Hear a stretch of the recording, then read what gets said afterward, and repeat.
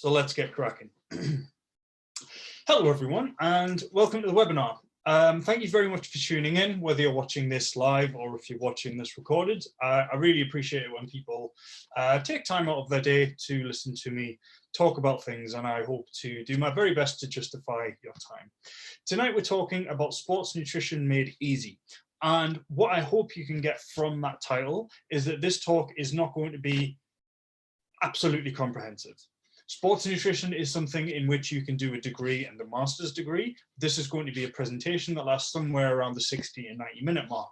And so I am going to be glossing over some things. What I do hope, however, to deliver in this presentation is everything that you need to know to be able to fuel yourself as an athlete recreationally. If you're looking to work with elite athletes, so if you're one of your clients is currently in the Olympics, or if you are in the top 1% in your particular sporting category, it may be the case that you need more details than this. But outside of these like specific situations, if you are a recreational, even competitive, small-time athlete, this is going to be everything that you need to know about nutrition, apart from a few little tweaks here and there. And of course, a bit more about the basics. So it's going to be quite dense, and I'm going to try and make it interesting as we go along. First of all, who am I and what's with all this crap behind me? Well, my name's Tom Bainbridge. I am the BTN Academy manager, meaning that it's my job to teach personal trainers, fitness professionals, and up-and-coming coaches about evidence-based nutrition. It's a really cool job. It means that I get to spend a lot of my time kind of doing this. I read a bunch of research and then I talk about it. I also get the opportunity to speak on stages. So anyone who's in the UK, if you've ever been like the Body Power Expo, SFN, that expo, I've spoken at both of those. I've been invited to Fit Expo like next Saturday. Fit Expo is going to be really good, by the way. FITXPO. Have a look for it online. It's next Saturday. It's in Liverpool. It's going to be rad. You should turn up. I am a certified sports nutritionist through the International Society of Sports Nutrition. So hopefully I know what I'm talking about. But no, that is a postgraduate level course that I did a few years ago now. If you're really interested in mastering sports nutrition, I would thoroughly recommend doing that after the BTN Academy. If you're interested in working with that kind of client. I think this course alone is not enough to coach nutrition, which is why they specify you need a relevant degree behind you or a similar course. BTN Academy graduates are allowed to do it though, so it's something that you might want to consider if you're a BTN graduate watching this now and you want to do a bit more sports nutrition. I'm the co-host of Ben Coomber Radio podcast that goes out a live show every Thursday on all of the usual podcast places, so check those out if you like the way I speak about things. More importantly than all of those though, I've been coaching for like 11 years. This slide might even be a bit old. It might be 12 years now. I need to look at that. And this means that I've worked with a lot of people from a lot of different backgrounds, and I think that's important because doing a course like the CISSN, it's really goddamn comprehensive. You learn a hell of a lot on a course like that. And as you'll probably know, if you've been around the nutrition space for a while, either for yourself or as a coach, a lot of the nutrition that you use can be distilled down into the stuff you use day to day. And then you only need to use like extra details if you work with a person for whom those details are particularly relevant. Like, I will have learned at some point how to properly ensure that a deep sea diver is fueled and that nothing goes wrong with their blood parameters because of lack of oxygen. But I can't remember any of that now because I've never used it. If, however, I was to use it in the future, I would be able to look it up. And that's why I think coaching is really important for this specific scenario, because there's going to be a lot of condensed stuff in this presentation. I've got a lot of experience with not only what a client doesn't necessarily need to worry about, but also the ways that a client can approach things in the real world. We all know what an ideal diet looks like on paper, but most of us, myself included, don't eat like the perfect, picture perfect diet. And it's important for us to recognize that and for us to be able to ascertain to what degree we need to be worried about the details before we start talking about those details. And so hopefully that's going to come through today. This is going to be real world applicable stuff. We're not just going to be talking about ideals.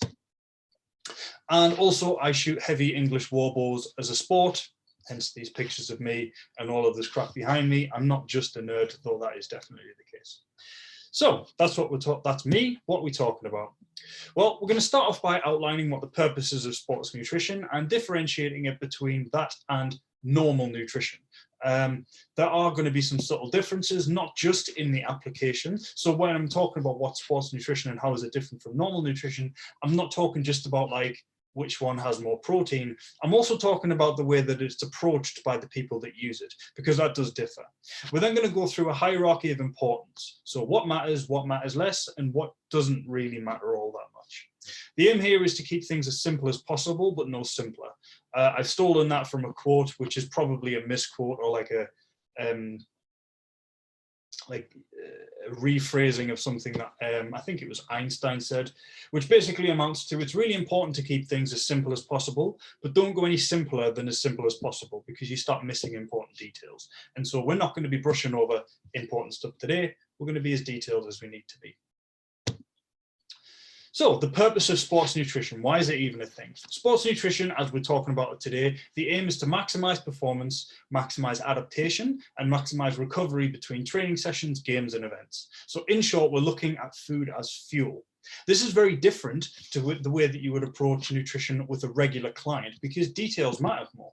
If you're working with a regular client who's just looking to get a bit healthier, maybe improve their aerobic capacity so they can not be out of breath when they're walking upstairs, they want to feel good when they wake up in the morning. In that situation, it doesn't so much matter whether they eat 1.3 grams of protein per kilo of body weight or 1.6 grams of protein per kilo of body weight, because that small difference isn't going to make a meaningful change to the outcomes that they really care about. Here, however, in sport, the details really do matter. This is a situation in which if you get your carbohydrate intake wrong by 100 grams, it could really screw you over. So these details matter more, and because of that, it could be considered to be more rigid. I don't want this presentation, however, to come across as really, really prescriptive. If you look at the nutrition approaches that are taken by any of the athletes currently in the Olympics, if you speak to any high-level athletes, almost all of them will tell you that they still approach their nutrition from a relatively relaxed standpoint. It's not the case that you need to be extremely anal and weigh every gram of everything that you eat to be a world-class athlete, let alone like a good recreational athlete. There are, however, some things that you do need to pay more attention to, and there are some non-negotiables that really do need to be included in there, which we'll get to as we go. But suffice it to say that the details matter more. And so the way that I would speak about sports nutrition, it is going to include like numbers of calories, grams of this, grams of that per hour. This is not the way that I would necessarily approach nutrition for people who just want to be fit and healthy. Fit and healthy people can just approach nutrition from a regular standpoint. Sports nutrition, however, also has increased variability. We're not going to speak to this in too much of a great detail today, but we do need to bear in mind that the nutrition approach of an athlete is probably going to differ after training and around competition. So around competition, depending on what that competition looks like, you might need to pay a little bit more attention to carbohydrate intake. You might need to pay a little bit more attention to the source of proteins that they're aiming for, and we'll get to that as we get to it. You also need to bear in mind it's going to differ between in and out season. Recreational clients tend to have more than one sporting endeavor in their tool belt. And so if you're working with someone who plays football during the winter, for example, they might then move over to something closer to powerlifting or bodybuilding or cricket or something else during the summer when the football season's out. And if you're coaching this person, or if you are this person, you need to bear in mind that the nutrition approaches for these different things, they're going to be different. And so you do need to pay attention to what time of year it is that you're talking about when you're talking about what a person needs to do to maximize their outcomes. And finally, on the in-season, out-season point, it stands to reason that usually in out-season, for people who only do one sport, they do a bit less. When I used to play rugby, for example, during the rugby season, you do like a ton of training and a ton of playing games. And then in out-season, you would do nothing. And then in pre-season, you would suffer because you've done nothing, and then you would get back to season again. But the nutrition approach ideally would differ for each of these three places. Like during out season, you could focus on building muscle, or you could focus a little bit more on fat loss and so on. And so sports nutrition does differ meaningfully from normal nutrition, and it is sports nutrition we're talking about specifically today. So we are going to talk about numbers today, though that is not how I would talk about regular nutrition necessarily. So what do we keep in mind? We're talking about maximizing performance. We're talking about maximizing recovery, and we're talking about maximizing adaptation from training. But what do we need to keep in mind? Well, what is an athlete? The definition of an athlete that I'm using today is a person who trains in a progressive manner multiple times per week with specific goals in mind. Now, you might think, but that's most people that train. And to be honest, that's kind of true. If a person's training because they have specific goals they want to achieve, if a person's training because they want to hit a certain lift in the gym, if they want to train because they want to build as much muscle as they can, if they want to train because they want to knock their 5K time down so much that they're the fastest person at parkrun, for all intents and purposes, that person is an athlete because they're training regularly and the outcomes matter. So they need to be recovering and adapting appropriately. An athlete is basically anyone apart from someone I would refer to as a recreational exerciser. That would be someone who, for example, goes to a few Zumba classes a week, maybe does a bit of yoga in the house, swings a kettlebell around every now and then. I'm not saying that's in like a derogatory fashion or anything, but it's a different aim. It's a different kind of person. And so that is not someone that I would refer to as an athlete. So when I'm talking about athletes today, don't think I'm just talking about these guys. However, what I want you to notice when you're looking at these guys is that they don't all look like this top figure. When we talk about an athlete or athletic endeavors, sometimes the image that can be brought up in the mind of a person listening to you is a specific body type. And the specific body type is going to look a little bit like Cristiano Ronaldo at the top here. But as I hope you can see, we've got England rugby player here. We've got an Olympic weightlifter there. I believe that's Ilya Ilyin, one of the best lifters of all time. They don't all have a stereotypical body type. And the reason for that is that maximum performance, maximum adaptation, maximum recovery is rarely seen when you have the body composition of a person who could be described as shredded. While it might be and I know most of you guys know this, so I'm not going to labor this point too much, but while it might be the case that the aim of someone who trains just for well-being and aesthetics is to be as lean as possible while having as much muscle as possible, that is not the case for an athlete.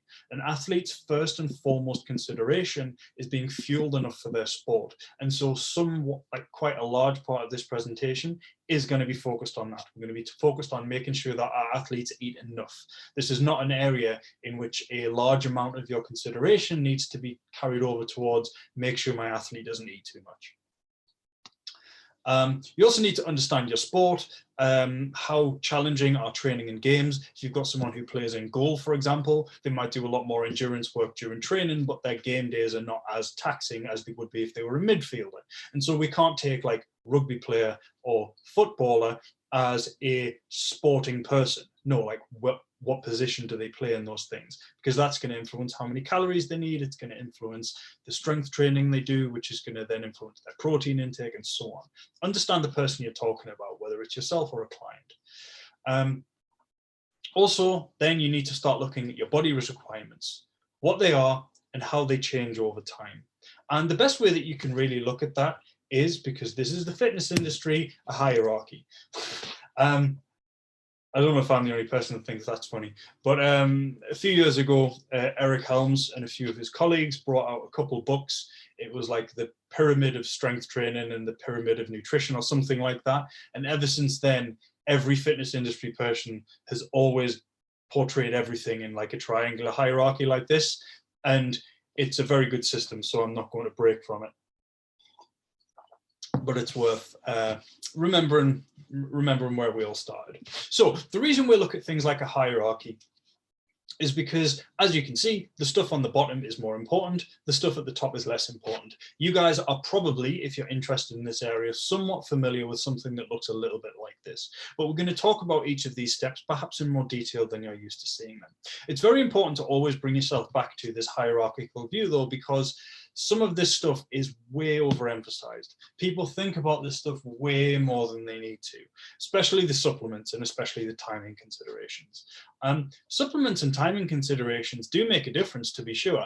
And there are some kinds of sport that you can do, we're going to get to this in a minute, where timing's actually way more important than people think it is. Like, way back in the day, it used to be the case that people would talk about nutrient timing all the time. It'd be like, oh, you need to make sure you have a protein shake within half an hour of working out. You need to make sure that you get 90 grams of carbs post-workout to drive the protein to the muscles and all of this shit. And it was it was a very good thing that a lot of that was dismissed. I think the over-focus on timing created a lot of anxiety for people, and it was unnecessary because timing doesn't make that much of a difference to most people. But we should not take that as to say that timing is irrelevant. We shouldn't let the pendulum swing too far in the opposite direction, because yeah, timing can be important, and it's certainly more important than supplements. But if you can always keep an eye on this hierarchy, it means that you can just keep a mental check of the things that you're giving the most attention to and the things that you speak about first with clients. So let's start at the bottom. Let's talk about a general good diet. What does a general good diet look like when you're looking at an athlete? Well, the first thing that you need to look at is energy balance and how you can estimate it. Now, how you can estimate it is a very deliberate way of wording that. People seem to have this idea that if you get the right calorie calculator, it will tell you how many calories you need to eat per day. But that's not the case. How calorie calculators work is a calorie calculator will use a equation. It's going to be the Harris-Benedict equation, the Kac-McArdle equation, something like that.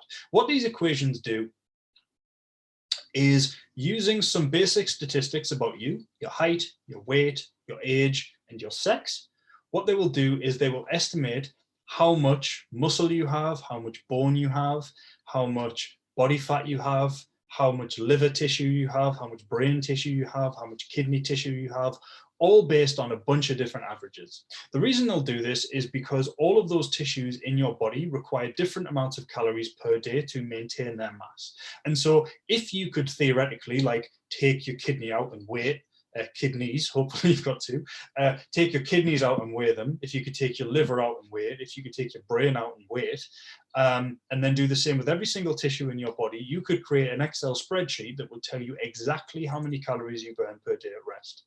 Now, you probably don't want to do that.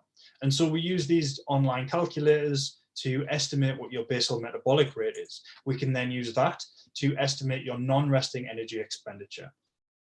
And that is an estimate based off of an estimate. And so it stands to reason that this is going to be a little bit off.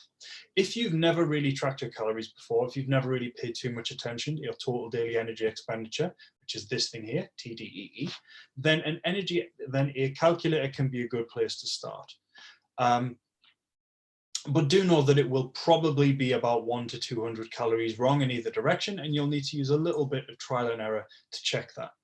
So what's this total daily energy expenditure made up of? I'm going to go through this quite quickly because I'm going to assume that most of you guys know what this is already. Well, your basal metabolic rate is what I just said. It's the calories that your body would burn were you to stay in bed all day and not wake up. This will make up roughly 70% of your total daily energy expenditure, which is quite a lot. And I think that's really important to just emphasize at the start, because if nothing else, it puts paid to the idea that you need to train to earn calories. That if you haven't exercised today, if you've had a particularly inactive day, then you don't need any calories and you can just eat basically, you can just eat basically nothing. That's not true.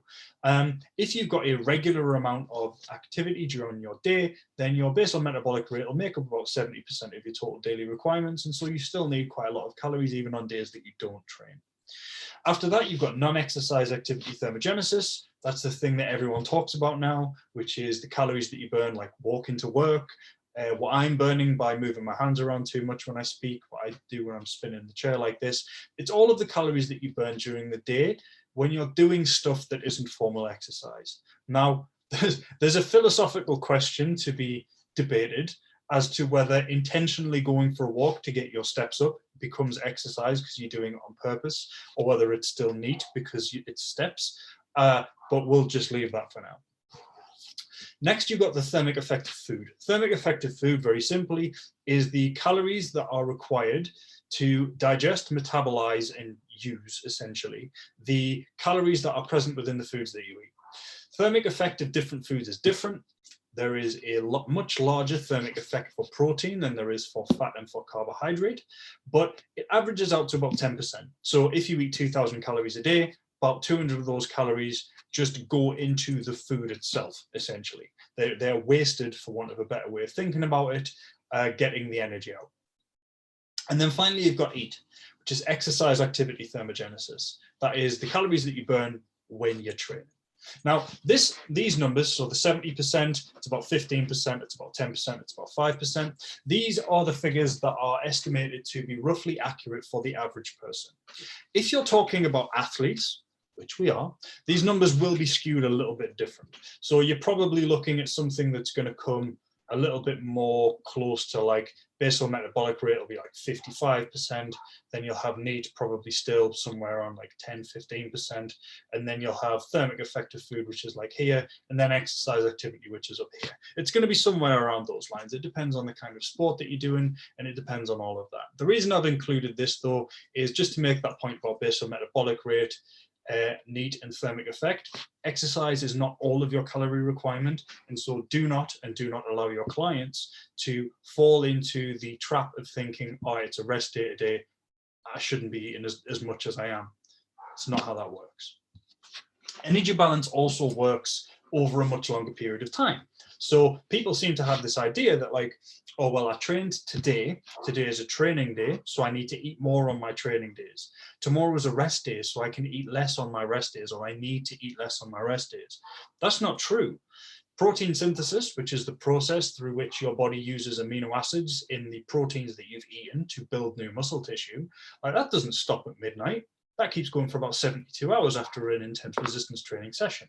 Similarly, if you're eating carbohydrates, they're getting stored in your glycogen stores. So glycogen stores, you can think of as like your body's battery of carbohydrates or electricity. When you eat carbohydrate, it is either used immediately or it's stored in glycogen, which is then available for later use. We'll get to that in a bit.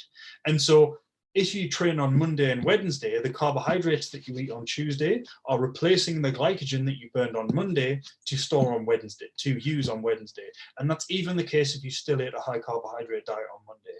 Calorie balance and macronutrient use work over a far longer period of time than just 24-hour cycles. And so when you're looking at any energy balance, it's really important to not fall into the trap of differentiating too much between training and rest days. So, we've got a question here. So Louisa says, if an athlete needed to reach a specific body weight for a sport, like a boxer for a specific weight category, how long would you say at an estimated calorie balance, saying if it's correct or needs adjusting? Is it a weekly thing or longer? So if you have an athlete who is coming to you, or if you are the athlete in this position and you need to lose weight, what you can do is you can estimate the energy balance, you can estimate their energy requirements, and then you can just estimate a deficit from there. You wouldn't have their energy balance, you wouldn't have their maintenance correct at the start, but it doesn't matter. If you have an estimate of their maintenance and you create a 15 to 25% calorie deficit, they're going to lose weight. They're in a deficit. You don't necessarily know how big the deficit is, but they're going to be in a deficit. And then when they move back to maintenance, that's when you can do the like micro adjustments and the trial and error to see if what they're eating is actually where they need to be. I hope that answers that question, Louisa. It's a good question. So that's energy balance. You all have probably seen that before. It's not something that's new, but it's not a complete picture. This is the way that energy balance is best thought of when you're looking at someone who is not an athlete. When you're looking at athletes though, energy balance is not the only thing that we need to keep in mind. And this is where we start looking at energy availability. So energy availability can kind of be thought of as energy balance for athletes. Energy availability is the amount of calories that are available for each calorie of for each kilogram of lean body mass that you have. And what is generally considered to be the case is that you need about 45 calories per kilogram of lean body mass to achieve energy sufficiency. And we'll define what that means in a second. What's important for now is the numbers. So 45 calories per kilo seems to be sufficiency. At that point, you've got an athlete who is going to be in the best position to recover well from their training, to perform well in their training and in competition, to adapt from that training, and most importantly, to maintain basic bodily functions. This essentially is the number of calories that are required for exactly that purpose, maintaining basic bodily functions. And energy insufficiency in athletes, as we're going to come to in a minute, is a major problem. About 30 to 45 calories per kilogram of lean body mass is considered to be underfueled. So this is not necessarily something that's going to lead to a clinical problem, but it is going to lead to someone not performing as well as they could do in their athletic endeavors. This range tends to be where most people hover. And this is why I wanted to focus so much of the talk about calories and stuff in this presentation around making sure athletes get enough rather than making sure they don't eat too much. And finally, if you eat under 30 calories per kilo, this is when you're at risk of relative energy deficiency in sport, or relative energy deficiency syndrome. We'll come to what all of these terms mean in a moment. Let's talk about how you calculate this. So, energy consumed in calories minus energy expenditure through exercise divided by fat-free mass. So I'm going to say that again. To get your energy availability, what you need to do is you need to take your energy intake, how many calories you eat.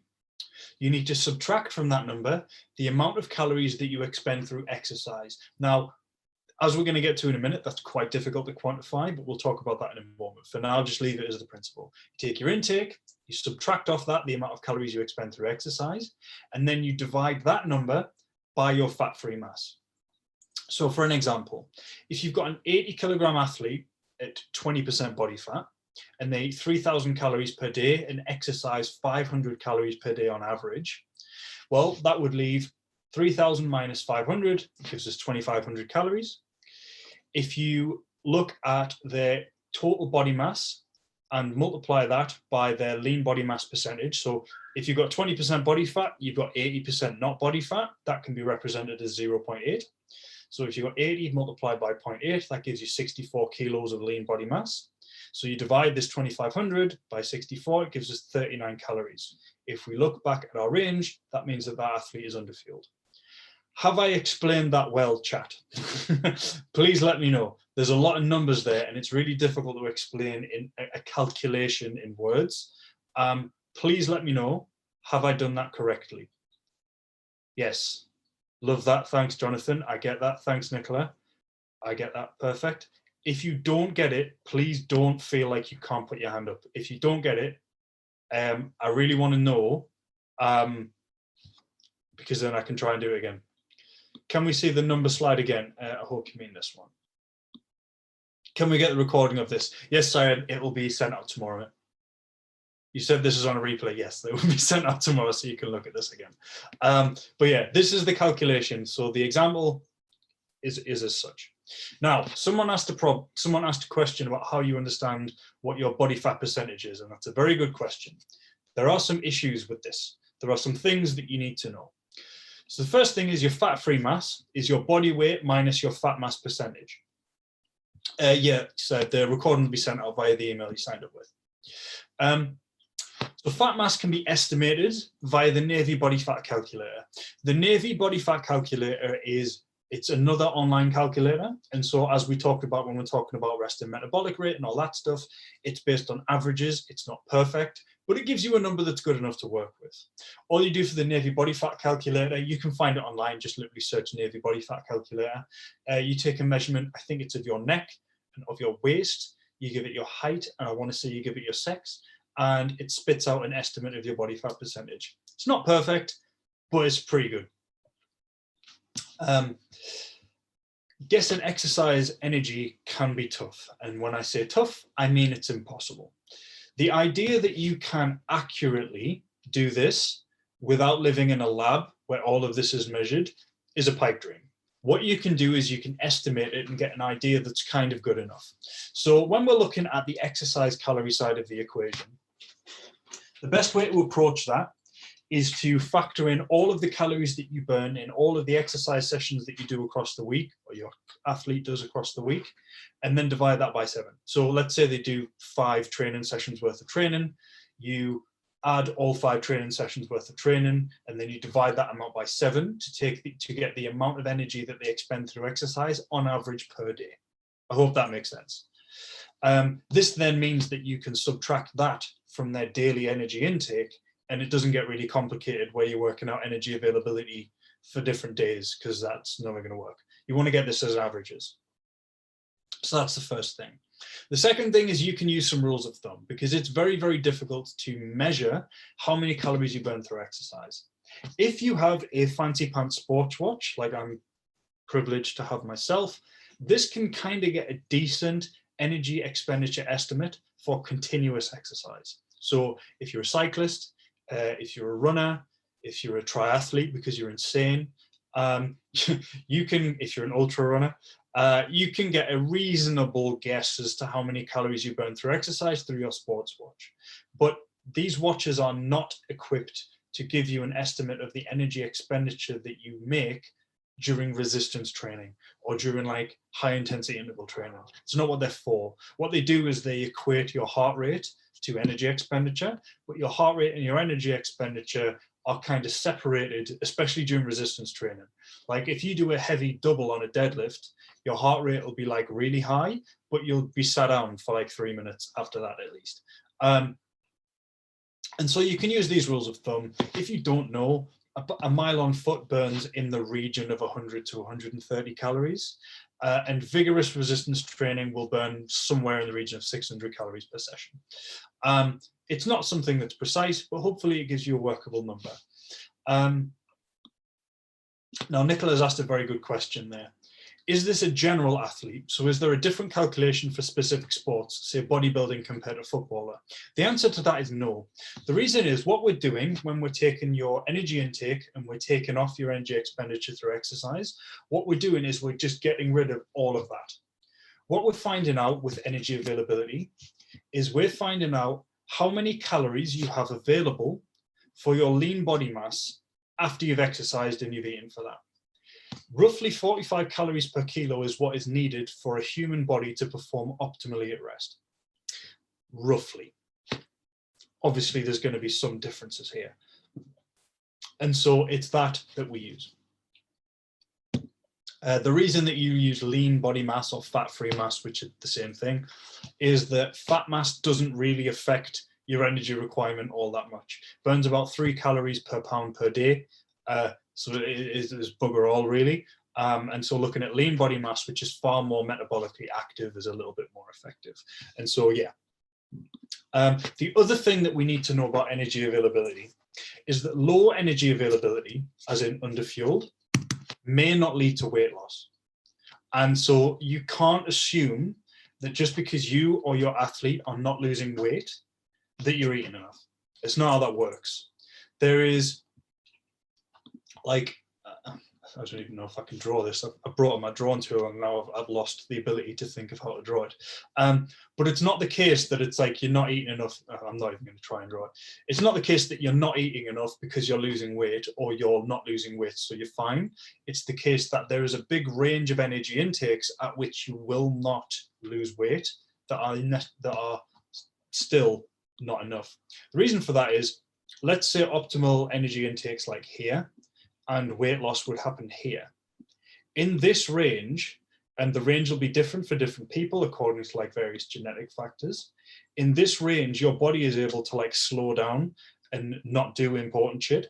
And by not doing important shit, it reduces your energy requirement from here down to, let's say, here, which is where you're eating. Now, that's not going to be a ton of calories. Like when we're talking about like metabolic adaptation for like weight loss and stuff, it's really important. But like, lost my mouse. But like that might be, say, 100 calories that it drops by. It's not that much. If you were trying to lose weight, you could just eat a bit less and you'll be fine. But because of that, your body will stop doing really necessary things that are unnecessary for survival to the extent that it would normally do them. And you're going to suffer some consequences for this. Rebecca, I will answer that in a moment. And Damon, I will try to answer that in a moment as well. So, reasons for this. Why is it important if it doesn't lead to weight loss? Let's have a look at some case studies. Well, let's look at the basics first.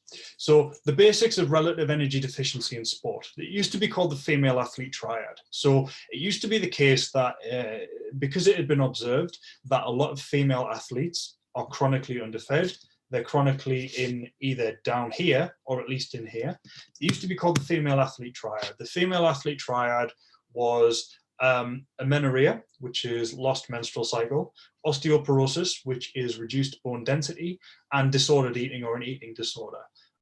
Completely like a bit of a side topic, but it's important to note that under eating can trigger disordered eating practices. It's not just the case that you've got disordered eating and so you undereat, the reverse can be true as well. The reason that it's now called relative energy deficiency in sport is because it's really prevalent in male athletes as well. And so there's no reason to call it the female athlete triad because it affects everybody. And obviously, over time, like, more symptoms have been added. So you're looking at under recovery for a start. So prolonged reduced performance is the first thing that you would notice for a client who's underfed. Someone's training as hard as possible and they're just not getting any better. Some of that could be due to overtraining or under recovery, sure. But if their training looks on paper like it's quite good, but they're not improving, they're not eating enough. Or something else could be going on, but it's likely that they're not eating enough. You're looking at loss of muscle and loss of general weight is a symptom that can occur, though as I've mentioned, it doesn't necessarily have to. Bone density becomes at risk. Injury risk increases for multiple different reasons. The most obvious one being an underfueled athlete is going to be more fatigued. A more fatigued athlete is going to make more mistakes. They're also going to be less likely to make the powerful movements that are required to correct yourself. So let's say you trip. To catch yourself, you have to make a really powerful movement that throws your body balance in one direction, throws your other foot out in that direction and stop yourself falling. If you're really fatigued and you go to trip, that's when you can like twist an ankle or something a lot more easy. There are other reasons as well, but we'll just leave it at there. Fatigue is a major factor in injury risk. Underfueling can cause fatigue. Your sex hormones become imbalanced, so that's going to lead to erectile dysfunction, amenorrhea, and general infertility in everybody. It can lead to disordered eating and really pronounced mood changes as well. Relative energy deficiency in sport is really, really bad. And as I've mentioned, loss of muscle and general weight doesn't necessarily follow from it. So you can't take a lack of this to mean a lack of everything else as well. So let's have a look at some case studies. Like, what does this look like in the real world? It's all well and good, like me saying this, but what does it look like? The first case study I'm going to bring up is one that came out in 2018. This is a collegiate swimmer, so young guy who was in a period of particularly rigorous competition. His medical noted that he was generally like really healthy. There was like nothing wrong with him, but he experienced significant erectile dysfunction, and so he went to a GP or a doctor, or he went to somebody. And what was found was that he was basically underfueling. If I remember correctly, he was eating roughly 1,000 calories fewer than he should have been for the amount of training that he was doing. But importantly, he was still eating quite a lot of food, just not enough for what he was doing. His total testosterone was 30 nanograms per deciliter. Normal range, that is 348 to 1197. So he had less than a tenth of the bottom end of the normal range. He had lower testosterone than would be found in a postmenopausal woman. His free testosterone, which is the testosterone that your body can actually use, was 3.6 picograms per milliliter. Normal range is 52 to 280 picograms per milliliter. So once again, you're talking less than a tenth. His testosterone was through the floor. Importantly, though, his body fat was over 15%. Now, that's important because we can be led to think, oh, well, the reason that all of this bad shit was happening is because he'd gotten too lean. Not the case. He had a healthy level of body fat. All of this was caused exclusively by underfueling during a time of intense training.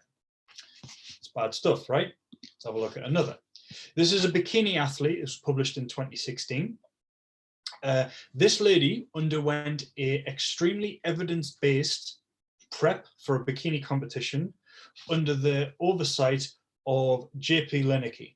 Anyone who's been involved in like the physique area for a very long time will know this name. He's a very, very well-known prep coach. Guy knows what he's doing. This is not a person who underwent like a really stupid prep, just eating like celery and walking on a treadmill 5 hours a day. So what you can see here is her average energy intake, which you can see trended really down up until competition around here. So it trended down and then it went up a little bit up to the competition. Her average body mass dipped precipitously and then started rising again post-competition as her energy intake went back up. Kind of what you'd expect, right? However, she experienced menstrual irregularity at week 4. So at week 4, when she hadn't lost that much weight, when she hadn't lost that much weight, but her energy intake was really far down. Like at week 4, she'd lost, what's that? Week 4, we're up to this line. That's 54 kilos. She'd lost 2 kilos at week 4, and she was already experiencing menstrual irregularity. That's because her calorie intake had gone down really low. She lost her period completely at week 20, and she didn't regain her period until week 71. It took over a year for her to regain her period after losing it during a evidence-based prep. Now, to be clear, during a bodybuilding or bikini prep, your calories are going to go lower than they would ever go realistically for an athlete. And so I'm not saying that this is something that could be expected for a female athlete necessarily, though it's not unheard of. And it's especially not unheard of in sports where body weight is a particularly big factor. So you're looking at something like, as someone mentioned before, boxing, something where you've got to make a certain weight. It's also not unheard of in gymnasts. It's not unheard of in ballet dancers, if we're going to consider that to be a sport, which it kind of is. There are a lot of people who are going to experience things like this. And so relative energy deficiency is a really bad thing, and it is probably the main issue we need to talk about when we're looking at sports nutrition. Are you getting enough food? Seems really basic, but it's the bottom of the pyramid for a reason. So with the heavy stuff out of the way, what about the micros? Why care about vegetables? Why have I put micros underneath even like macros? Why are eating fruits and vegetables just as, if not more important than the protein and all of that good stuff? Well, for a start, intense exercise is associated with an increased risk in upper respiratory tract infections. Not in every study, to be clear, and it does seem to be more prevalent in marathon runners specifically, but it's probably endurance athletes. It's just marathon runners are the ones that are studied. But upper respiratory tract infections, so like colds and that, tend to be more prevalent in athletes, especially endurance athletes. And one of the reasons for this is just because of the sheer amount of inflammation that is present in the body during all of these exercise sessions that they're doing. That can increase the amount of load that is placed on their immune system, leaving their immune system less able to deal with other infections.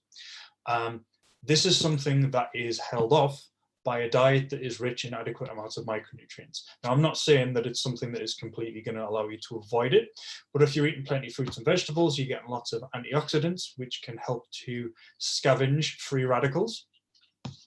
So a free radical or a reactive oxygen species is like, trying to think of the best way to describe it. It's an oxygen that can bind onto stuff more easily than normal oxygen because it's missing some electrons. It's an improperly broken down oxygen, I think is probably the best way to think of it. And what it can do is it can bind onto stuff and it can cause damage, it can cause inflammation. That's going to mean that your immune system has to do more stuff, and it's going to be less likely to be able to do other stuff. So yeah, fruits and vegetables are really important for avoiding the illnesses that tend to become more prevalent in athletes. It's not just that though. We can look at blood pH and endogenous bicarbonate. Now, it's been said in the fitness space and the health and all of that for a very long time that pH diets are BS. That you don't need to worry about the pH of the food that you eat because your blood pH is very tightly regulated. There's all sorts of memes about this that you'll see where it's like, you've got pH of 7, I think it's like 7.2, but 7, which is like neutral. And if you go a little bit above 7, it just says effing dead. And if you go a little bit below 7, it says effing dead. And then it's like, you don't need to worry, your blood regulates itself. Now that's true. That's true, but think of it this way. How is your body doing that? Like, let's say your, I don't know, let's say your pH is usually here, let's call this 7. And you eat a bunch of food and you do a bunch of stuff like exercise, which increases the acid load in your body. So your pH drops to like here. Not massively, but it drops. How is your body going to rectify that? Well, it's going to put base into the system, which brings it back up. Base is stuff that is alkaline. If you put, you guys know what I'm talking about, right? Everyone remembers chemistry from school. You get acid stuff and base stuff, and if you mix them together in the right amount, it becomes neutral. That makes sense? Yes, cool. Thanks, Nicola. Because I just very, very quickly realized that I'm not a chemistry teacher, and I wasn't aware of how I can explain that better than I did. Apologies for that. So, awesome. Right, that means that your body is using its resources to maintain acid-alkaline base and acid-basic balance. Now, that makes sense, right? Your body has to do something. Now, the problem with that is that the resources that it uses to do that are not infinite. Your body needs those resources, it needs to make them, and it can't make them spontaneously. It takes a while. This means that if you are consuming a diet that is particularly high on something known as the potential renal acid load index, it's really high on that, you're going to be increasing the acid load on your body. This is going to then deplete bicarbonate, endogenous bicarbonate. Endogenous bicarbonate is used to basically bind onto the free hydrogen ions, which is what causes acidity in your body. This produces carbon dioxide and water, and that's excreted via the lungs and kidneys. You know when you're really tired when you're training, and you breathe out a bunch of water vapor and you breathe out a bunch of carbon dioxide? Part of the reason for that is because not all of it, but part of the reason for that is because your body is using endogenous bicarb to neutralize the acid that is produced during regular metabolism during exercise. Now, riddle me this. If you're eating a really high acid load diet and you've depleted some of your endogenous bicarb, and then you do a bunch of exercise which is anaerobic, and so which increases the acid load in your body, and your body needs to use bicarb to neutralize that acid load so that you don't become too fatigued, but you've depleted the bicarb, well, you're gonna fatigue quicker, aren't you? Now, this was demonstrated in this paper here, so dietary acid-base balance in high-performance athletes. I do want to make abundantly clear, this is not something that has been demonstrated in every study that looks at this, but what seems to be the case is that a diet that is particularly high acid load, on average, reduces it basically reduces time to exhaustion. So you get exhausted faster when you're exercising. Now, do not take this to mean that you have to avoid high acid foods, which are foods that are rich in protein and phosphorus, because you don't. What you need to make sure is that you're consuming enough fruits and vegetables, which are low on the potential renal acid load index. Exactly as Syed suggests, incorporating potassium-rich foods. It's not just potassium, but potassium's a really important one here. So this is where you're going to be including plenty of potatoes, general fruits and vegetables. It doesn't really matter which fruits and vegetables. If you're eating a wide range of fruits and vegetables, you will be assisting your body in producing enough endogenous bicarb. You're going to be reducing the potential renal acid load, it's really hard to say, on your body, and you're going to be avoiding this problem. It's really important for athletes to eat plenty of fruits and vegetables. That is the point of this slide. I hope that comes across. Yes, bananas, Jonathan, exactly. Bananas really rich in potassium. I think white potatoes are more rich in potassium, but everyone demonizes them. And finally, on the fruit and vegetable front, why it's really important, fruits and vegetables are really rich in nitrates. Your body turns those nitrates into nitric oxide, which leads to vasodilation. That vasodilation increases the internal diameter of your blood vessels to an extent, which assists with blood flow, which is going to be useful for transporting nutrients to working muscles and transporting waste, including these hydrogen ions, away from the working muscles. Those hydrogen ions, when they build up, they force your body to stop because they prevent some of the metabolic reactions that occur that allow locomotion. And so it's not just the case that you can just like experience the burn and ignore it. Eventually it will force you to stop. And so the nitrites and the blood pH thing, all of these reasons, very important. Kids, eat fruits and vegetables. Beetroot, exactly, Rebecca. Beetroot is really, really rich in nitrates. So is spinach, I believe. Dark leafy vegetables and beetroot are especially high in those things. Though when you say yum for beetroot, I do have to question whether that's true, because it's not. Beetroot's awful. Unpopular opinion for the day. Right. From there, it's all relatively simple. If you're eating enough food, and if you're eating enough calories in general, and if you're eating a generally whole foods diet that is rich in plants, it kind of gets kind of easy from there. So the first thing you need to look at realistically is protein. Your protein needs do vary sport by sport. Of course they do. Different sports have different requirements for hypertrophy. Different sports have different amounts of mechanical tension that is placed on top of the muscles. For example, if you are an Olympic lifter, or even arguably like a rugby player doing lots of like rucks and mauls and stuff, you're going to place a lot more, if you're a gymnast, especially one that does like the rings, you're going to be placing a lot more mechanical tension on your muscles than you would do if you were, for example, a runner. Because of this, the recommendations from the International Society of Sports Nutrition range from about 1.4 to 2 grams per kilo of total body weight. You'll find recommendations that are a bit different from that in various different places.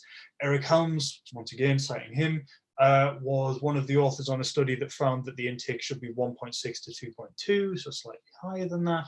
You'll find some reports that it's a little bit lower, but generally speaking, 1.4 to 2, which is the ISSN recommendation, tends to be about midway across all the recommendations, if not towards the higher end. And that is recommended to differ between sports. 1.4 for like endurance athletes, 2 grams for like strength athletes. However, I would recommend you higher. If you look at individual studies on endurance athletes especially, what's being found in more recent papers is that a higher protein intake for those endurance athletes, provided it doesn't cut down on carbohydrate intake, is a good thing. If you're running, for example, again, we've had someone in the chat mentioned they ran 55K recently for some reason. That is a ton of repetitive motion on those muscles. That is causing a bunch of damage essentially to those muscles. It is requiring the proteins within those muscles to be turned over a bunch, and an elevated protein intake is going to be beneficial.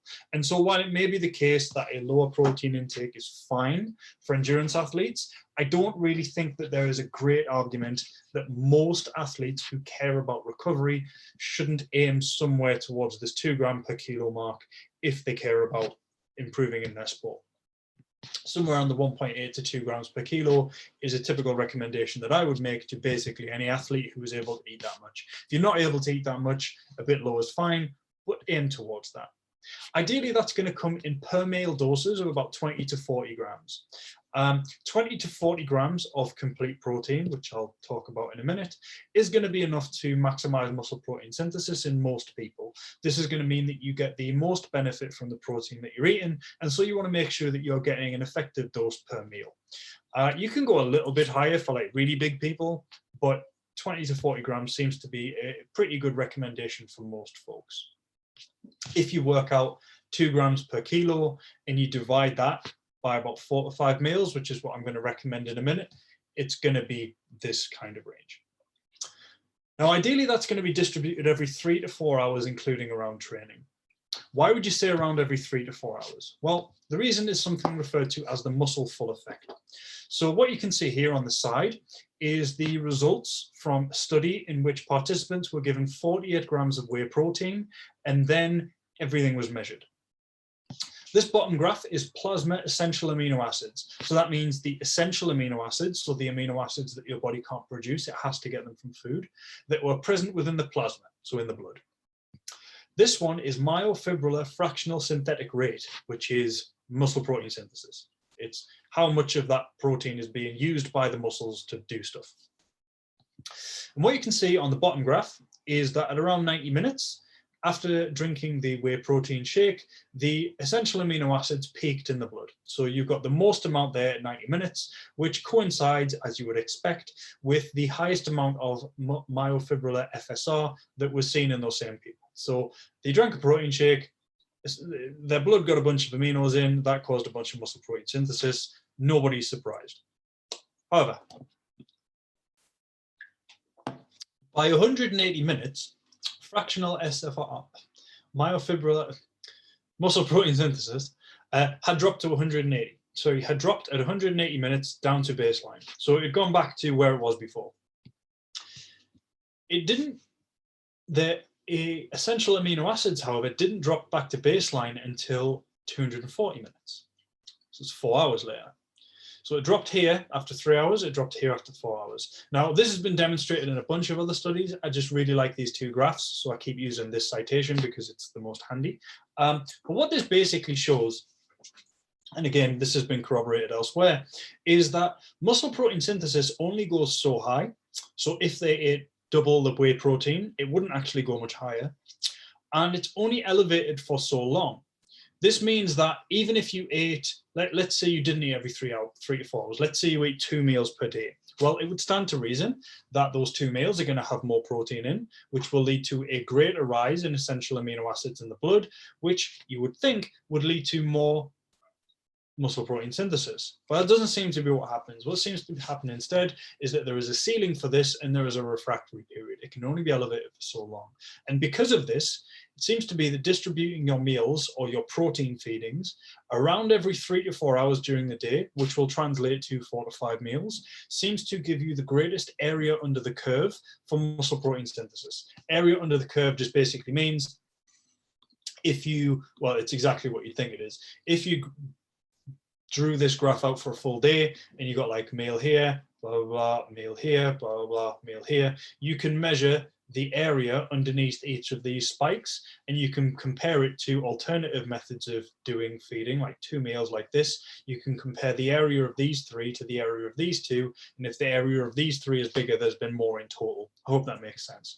Well, the area under the curve for muscle protein synthesis, which means that you're building more muscle, occurs when you eat around every 3 to 4 hours, about 4 or 5 meals per day. Now, how important that is for recreational exercises is something that is worthy of questioning. How much more muscle would I build if I ate 5 meals in comparison to if I ate 3 meals?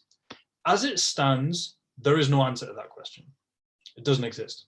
We can speculate based on what I've just said and based on other data that shows that the amount of muscle protein synthesis you get translates to more muscle mass. We can speculate that you will build more muscle or that you would recover faster, but how much more and how faster, nobody knows. And so if a client's really struggling to do this and they work a job, which means that they have to eat before they get to work, they get to eat at lunchtime, they have to eat when they finish, and then maybe they eat supper and they can't have that 5th feeding, like at that point, fine. But ideally, roughly every 3 to 4 hours, if possible, would maximize results in this region. That is what is suggested right now. Now, ideally, these feedings would come from high-quality sources. That means basically animal-based sources if possible. A high-quality protein is one that is defined as having the essential amino acids, so these ones, the ones your body can't make, in the right ratios, and also an adequate amount of leucine. It is leucine, which is one of the essential amino acids, that triggers muscle protein synthesis. This has been demonstrated in studies where you compare a whey protein shake to a wheat protein shake, and a wheat protein shake that has been supplemented with leucine. Wheat protein is quite low in leucine, and the whey and the wheat with leucine are like the same, and the wheat without the leucine is like down here. There's also mechanistic reasons for this. We know why it happens. And so leucine is really, really important. All animal-based products, apart from collagen, are complete. They create a bunch of muscle protein synthesis, they're ideal. Whether it's like chicken, pork, milk, eggs, like there are slight differences between each of these. And if you want to get really, really anal about it, you can compare the relative amount of muscle protein synthesis that is seen for like dairy products versus like fish. But for all intents and purposes, keeping things as simple as we can, as we are for this presentation, and any animal-based source other than like pork scratchings or gelatin will do. If you are following a plant-based diet, it is a reasonably good idea to combine different plant-based sources within meals. Now, this was something that was overblown a lot of years ago, when it used to be considered to be the case that in order to be healthy, a person following a plant-based diet would need to combine, say one protein is low in methionine and one protein is low in lysine, but they complemented each other and filled in the gaps. You could combine these two to create a complete protein, and people following vegan diets needed to do that. It's not really the case for overall health. Your body's got what's called the amino acid pool. So what you can see on this graph, for example, is that at baseline, the plasma amino acids in the blood is not 0. It's 1,000 of whatever this unit is. And so your body can use the essential amino acids in the essential amino acid pool that is floating around in your blood all the time to make up the difference if you're looking to simply be healthy. You'll be fine. But as was illustrated in the study I mentioned earlier with the wheat protein thing, it does seem to be the case that you need to get all of the amino acids necessary per meal if you're looking to build the most muscle possible. And so if people following plant-based diets, it can be a really good idea to just make sure you've got at least 2 different protein sources per meal. That can be like grains and legumes, legumes and nuts, grains and nuts. It's not a huge deal as long as you're getting a lot of variation there. But try and make sure that you're getting at least 2 decent protein sources per meal if you're following a plant-based diet, if you want to build the most muscle possible. You will build muscle if you don't want to do that, but you could build more muscle if you do. Moving on.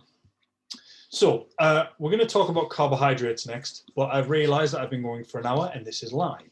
So what I'm going to do is I'm going to have a 2-minute break so that you guys who are watching this can go and stretch your legs. You can go to the toilet, you can go grab another drink. Also, if you're going to like dip out at any point, dip out now, then you can come back to this slide and you know where you're at and you can pick it up. Other than that, we'll be back. It is 20:06. We'll come back at 20:08 and we'll continue. Go and grab a drink and I'll see you all in a minute.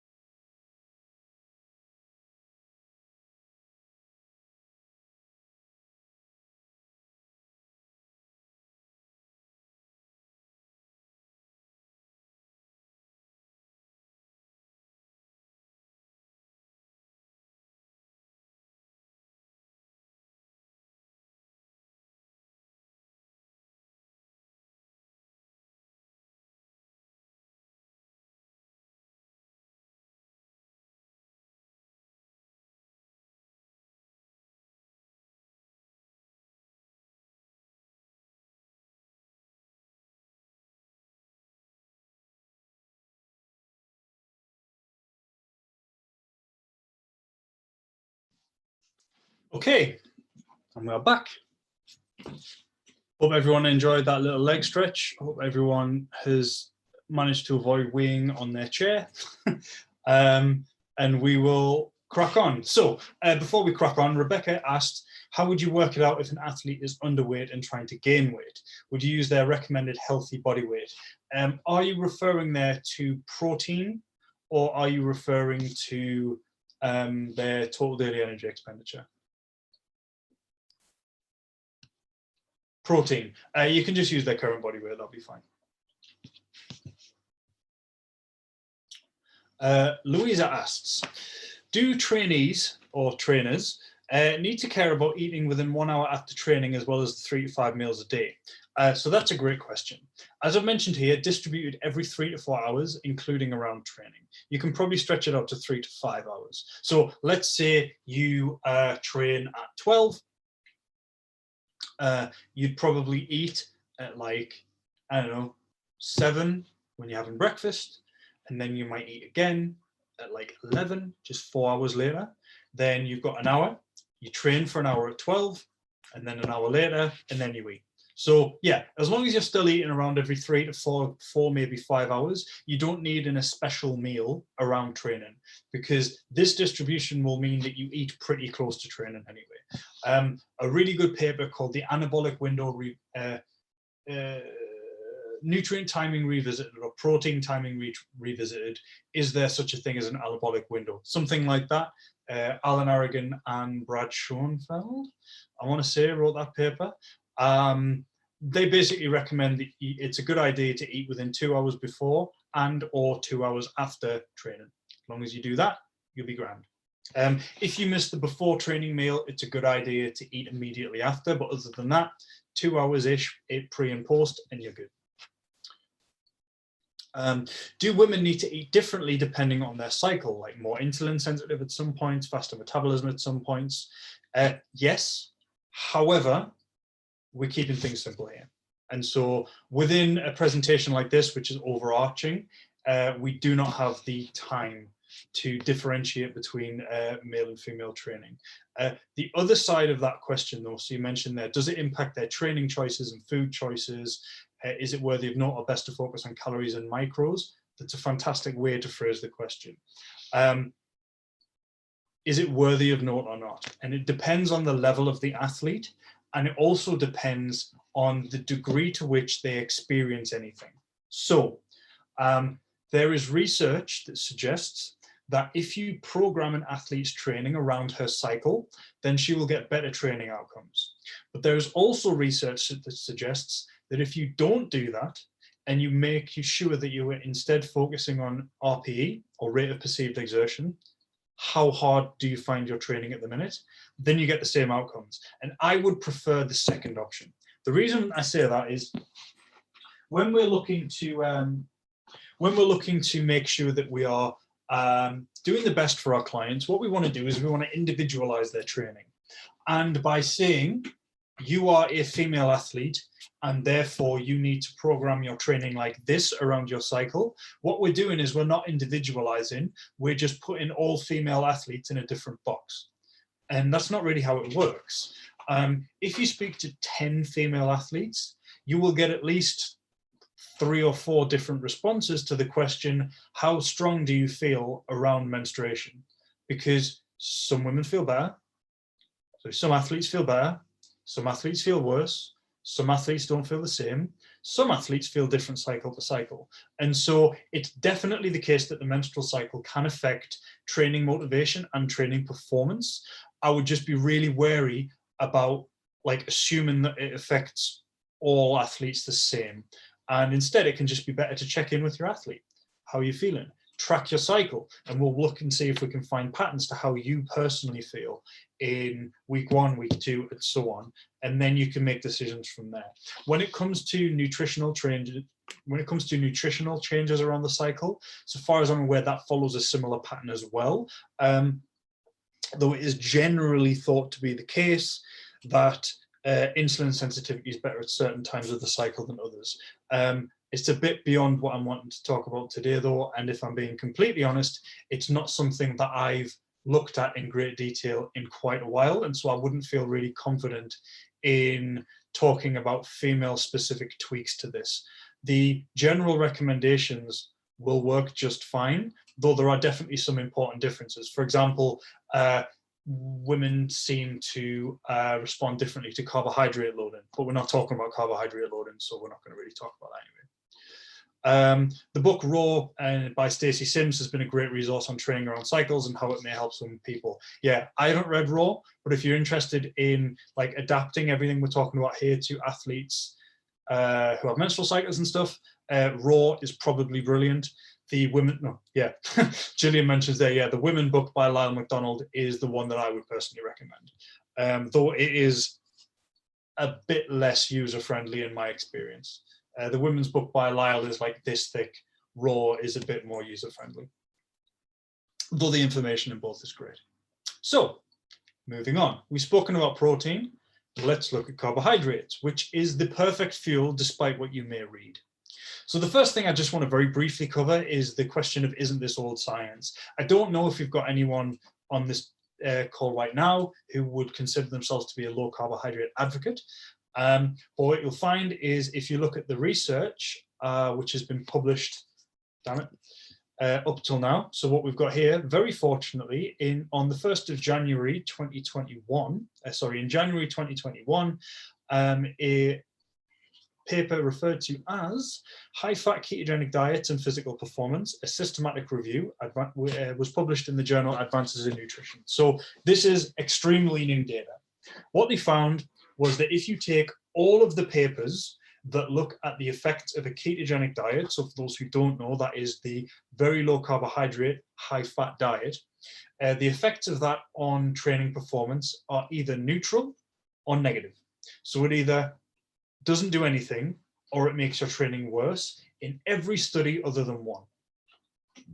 And so what we can take from that is that if you adopt a ketogenic diet, it probably won't make you a better athlete, but it might make you worse. And so it's not really something that is justified. We can also take from that, however, that if you prefer eating a ketogenic diet, if that's just the way you want to eat, then you might be fine. But as a rule of thumb, for someone who isn't following a ketogenic diet right now, it's not something that the body of evidence on the topic would suggest is something that you should do.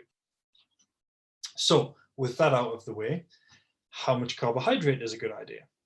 Well, the International Society for Sports Nutrition recommends an intake of 5 to 12 grams of carbohydrates per kilo of total body weight per day. Now, you will look at that and you will note, that's a lot. But rest assured, so 8 to 12 grams of carbohydrates per day is something that is recommended for athletes that are doing at least 12 hours of continuous exercise per week. Now, by continuous exercise per week, I don't mean like doing resistance training for like 2 solid hours where you've got a bunch of rest. I mean like running, rowing, cycling, swimming, feasibly doing gymnastics. I've never done it, so I don't know how it works. For like more than 2 hours a day, more than 5 days a week. That's when you're looking at like 8 to 12 grams per kilo. The typical range recommended is 5 to 6 grams per kilo of total body weight. That is an amount that is going to ensure that you've got adequate glycogen stores. It is also an amount that is going to ensure that you don't really need to carbohydrate load, which is why, as I mentioned before, I'm not really talking about today. This is just day-to-day intake. Now, the reason that carbohydrate is so important is because of this. Now, as you get higher up towards your VO2 max, which is like the most amount of, we'll talk about it in terms of intensity. It's the highest intensity exercise you can do. The closer you get to your VO2 max, the more intense the exercise is.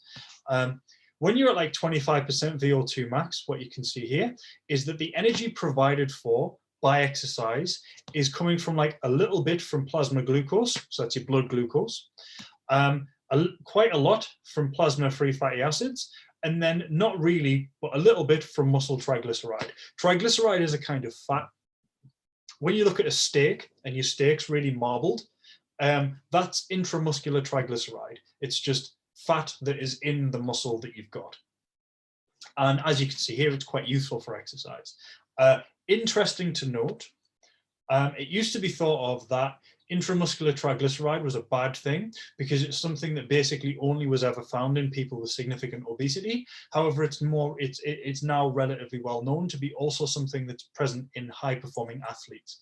And so it's just quite interesting there that like regular folk don't have a lot of it, extremely unfit and extremely fit both have quite a lot of it. So it's like a U-shaped curve. Then as you get to 65% of your VO2 max, a bit more is coming from plasma glucose, a little bit less is coming from free fatty acids, a bit more is coming from muscle triglyceride, a lot more is coming from muscle glycogen. And then as you get more intense, a lot more comes from muscle glycogen. So this is to say that your body is using more and more carbohydrate the more intense your training. And so if you want to train with intensity for any duration of time, or if you want to train with intensity multiple times, like for example, if you're doing like a CrossFit competition where you've got to do multiple WODs or something like that, then you're gonna need carbohydrates. And the carbohydrates you need, ideally, is muscle glycogen. And so you want to make sure that you're maintaining muscle glycogen, so a high carbohydrate intake is recommended. So what you can see here is we've got a calorie recommendation, which can be checked off against energy availability. So make sure you eat enough calories. Then work out how much protein you need. Then work out how much carbohydrate you need. And as you'll find out, the rest comes from fat. So some special timing considerations with carbohydrates though. If you're exercising for more than 1 hour at a time continuously, again, we're not talking about like you lift weights and rest a long time between sets, but like continuous, so endurance training, consuming about 30 to 60 grams of carbohydrates per hour, diluted in a roughly 6 to 8% solution, is a good idea. What this is going to do is it's going to ensure that you have plenty of plasma glucose to fuel the exercise. And when muscle glycogen starts to drop off, you've still got plenty of plasma glucose so that you don't hit the wall and you're not unable to perform anymore. The reason this is important is because you can store somewhere in the region of 400 to 500 grams of glucose in your glycogen stores in your muscles. So quick math that out, that's going to give you 1,600 to 2,000 calories of usable energy in your glycogen stores when they're like maxed out. You'll burn through way more than that doing a marathon, let alone an ultra marathon, let alone a triathlon. And let alone multiple like iterations of something a lot shorter, like a CrossFit WOD or whatever. And so it's very feasible that you can deplete your muscle glycogen. If you've ever seen a marathon run a bonk, which is where they hit the wall and there's just nothing left, it's where you'll see them running towards the end and then they just go completely jelly-legged and they drop. That's what happens when you run out of glycogen. It's not the only thing, but that's what happens when you run out of glycogen. And so you kind of want to avoid that. So 6 to 8% solution, so 80 grams per liter, 30 to 60 grams per hour. So you can see there, about an 8% solution, 500 ml, which is like a carryable amount. So 40 grams of carbohydrates in a 500 ml bottle per hour for every hour that you're training, if you train for more than an hour. So that starts on hour 1. It's a bit weird, but like, yeah. So the least amount that you're going to do that for is 2 hours. I hope that makes sense. Now, importantly, that needs to come from what's referred to as multi-transporter carbohydrates. So I'm going to bring up the drawing tool because this thing's a bit more complicated. So when you eat or drink carbohydrate, it goes into your stomach. Kind of looks like this, I guess. And then it leaves there into the duodenum, which then goes into your intestine, blah, blah, blah, blah. You've all seen the, I'm not a good drawer, but you get the picture. It goes into your intestine. Now, to get into your blood, the carbohydrates then need to get out of your intestine. The problem is your intestinal wall, even when it gets really thin, has these cells in it that carbohydrates can't necessarily get through. And so they need to be carried through. So this here is like the cell wall. So if you imagine this continued on for ages, that's like the wall here. The carbohydrates need to get through that wall, and they do so through glucose transporters. Now, glucose uses one glucose transporter. Fructose uses another. And so it stands to reason that if you are maxing out the transporters that are able to get glucose out of your intestine, you are not able to get glucose out of your intestine any faster than that. It is limited. There is an amount of glucose that can be absorbed, and after that, you're knackered. Fructose, however, can use a different transporter. Fructose is then carried to the liver, and then it is either used to replace liver glycogen, which then becomes plasma glucose, or is converted to glucose, thrown into the blood, and then it can either be used to top up glycogen or be used or whatever. So this is a long way of saying that it's a good idea to make sure that there's both fructose and glucose in the carbohydrates that you're consuming. Now, there's a bunch of fancy carbohydrates that you can get. You can get like dextrose, you can get maltodextrin, you can get highly branched cyclic dextrins.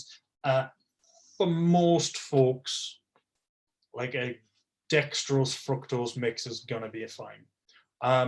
If that causes you personally gastric upset, or if you're training extreme, like if you're a really high performing athlete and you're going at like a rate of knots and you need like more than 60 grams per hour, a highly branched cyclic dextrin might be a good idea. But almost everyone using highly branched cyclic dextrins, which are like a really rapidly absorbed form of carbohydrate that are really expensive, would get the same results from just from like dextrose, which is glucose, and fructose. So yeah, a 1-to-1 or a ratio that slightly biases glucose is ideal there. it's what you'll find in awesome supplements, electrolytes and carbohydrates, for example. So that's why I would recommend that you use, or something similar. Oops. Clear the drawings, get my mouse back, bring the chat back on. Do we need to worry about how fast acting the carbohydrate is, i.e. consume every 20 minutes? So I think I know what you mean there. So this, you want to start sipping this like when you start.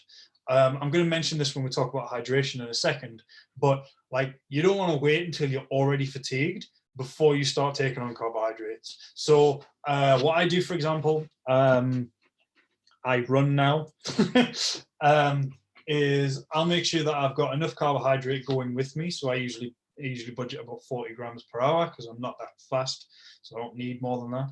But I usually budget about 40 grams per hour. So I'll have 80 grams of carbohydrates in my camel pack thing for a 2-hour run. And I'll just start sipping that immediately. And that seems to maintain blood glucose a little bit more effectively, which can help hold off fatigue. You don't want to be like necking a bunch of water every 20 minutes to every hour or anything like that. You just want to sip it fairly consistently as you're going to just sort of drip feed that glucose in.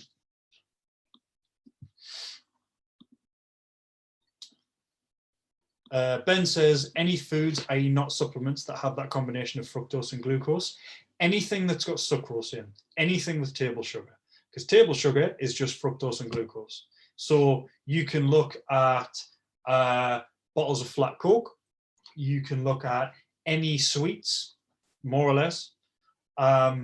Yeah, anything that's got sugar in. So if you're looking at the packet, you're looking at either sucrose or table sugar or cane sugar or beet sugar, any of those words.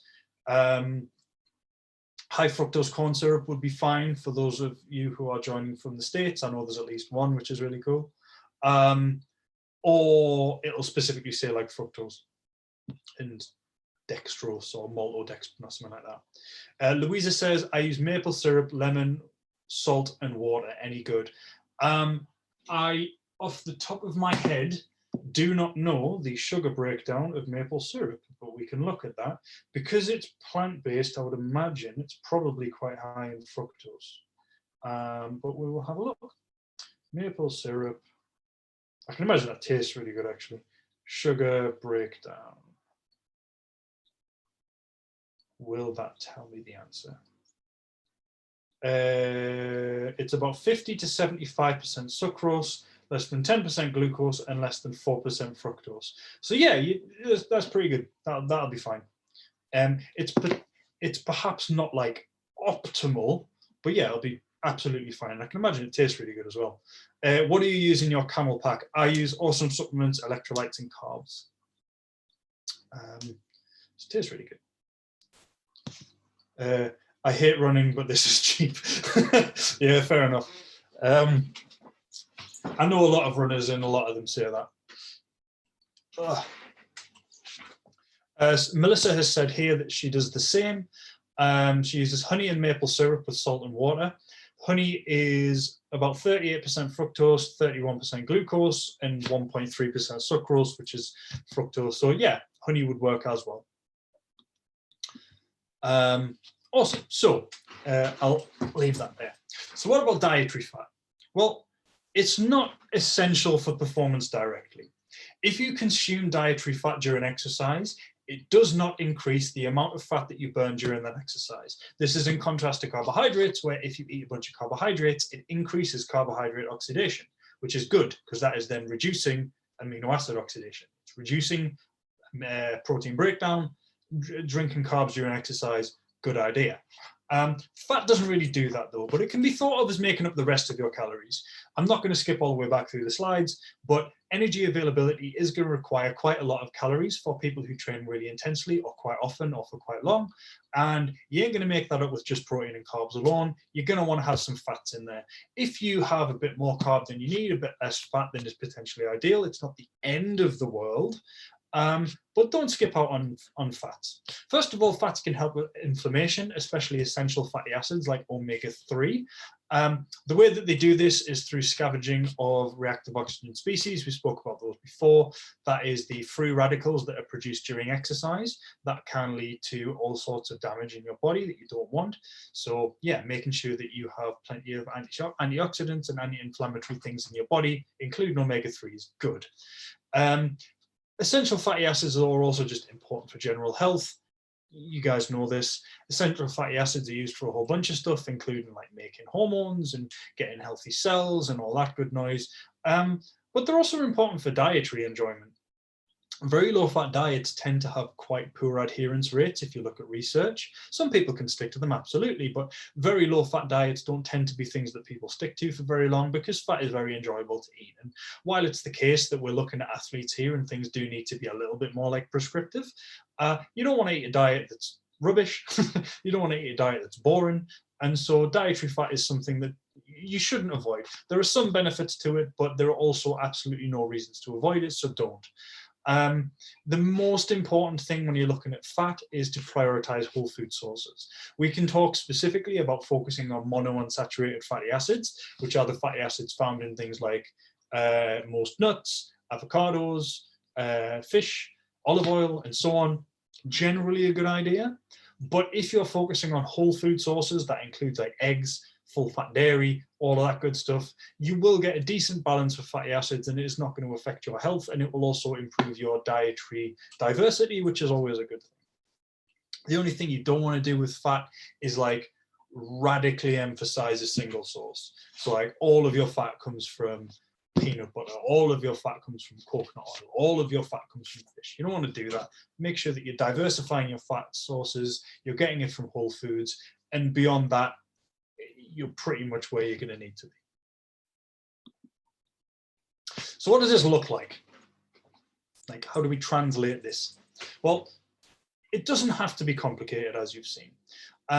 Ideally, you would consume protein roughly every 3 to 4, maybe 5 hours. This is going to transfer into 3 to 4 square meals and 1 to 2 snacks as needed to make up your calorie and protein requirements. Mostly, this would ideally come from whole foods with plenty of vegetables. And tracking is not critical, but it's a very good idea. We've thrown around a bunch of numbers this evening. This is not something that you're going to be able to freewheel as easily as would be ideal. Now, to be sure, there have been high-performing athletes a lot longer than there has been MyFitnessPal. It is very, very possible to be like a really goddamn accomplished athlete without tracking any of this. Like there were athletes doing some insane shit before we even knew what a calorie was. But it's a good idea to track it at least for a while, at least sometimes, to just get a rough idea of where you're measuring up in terms of the protein requirements, which, if you remember, are like 1.4 to 2 grams per kilo, ideally towards the top end. Your carbohydrate requirements, like 4 to 6 grams per kilo. Make sure that your total calorie intake's where it needs to be. It's just a good idea to track, if at all it is something that you feel comfortable doing. You don't have to, but it's a good idea. I often find as well that it's like, when I talk about tracking with people related to fat loss, I think there are a lot more potential issues that can present there. We all know that tracking is something that in some people can lead to negative outcomes in terms of like their psychological well-being, their relationship with food, and so on. I don't feel that that is necessarily the same thing in athletes though, especially when the reason you're tracking is to make sure you're eating enough, if that makes sense. Timing. Ideally, you would have protein and carbohydrates within 1 to 2 hours before and after training. Fat is optional here. You don't really need to have fat there, though you can have fat there. It's not a problem if you do. You just don't absolutely need it. But yeah, as I mentioned when someone asked a question about it, having a meal within 1 to 2 hours pre and post workout is good. If you don't eat beforehand, you want to make sure you're eating as soon as you can afterwards, realistically. Like, if you wait 2 hours after you trained and you didn't eat beforehand, your muscles will not fall off. But if you're going to go to the effort to train, you might as well eat relatively quickly afterwards if you didn't eat beforehand, because you just might as well. A protein shake and a banana is something that most of us could do. Let the food settle after you've eaten it before you train. if you're puking on the person that you are boxing with, that's bad. I don't know if there are any specific rules against being sick on the person that you're like wrestling in MMA or whatever, but you probably shouldn't do it.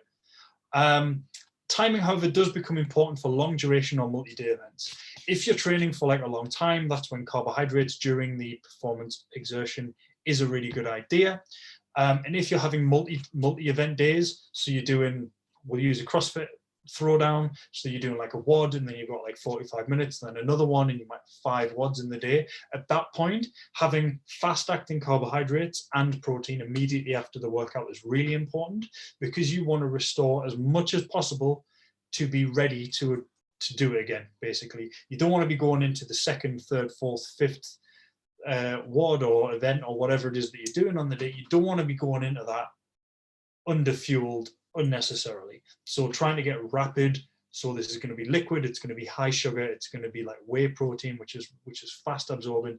You want to get that in your system in between those events, just to make sure that you're not handicapping yourself later down the line. Nicholas says, is it sensible to eat a carbohydrate supper, say if you can't stomach food early before training?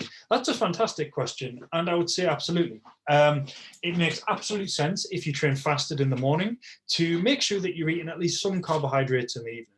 Now, you don't want to leave all of your carbohydrates for then, because it is going to limit the amount of carbohydrates that you can eat throughout the whole day if you eat them all at one meal.